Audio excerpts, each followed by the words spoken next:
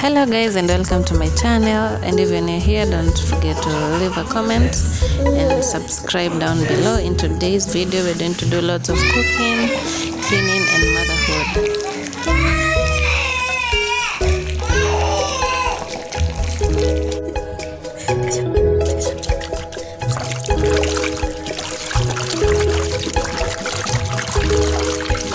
So in today's video, we are going to be preparing one of the simplest and most loved Kenyan meal, of which it will be chapatis and some green crumbs. So guys, I hope you will enjoy. And if you love this kind of content, please don't forget to leave a positive comment below and let me know your reviews. And don't forget to like, share and subscribe.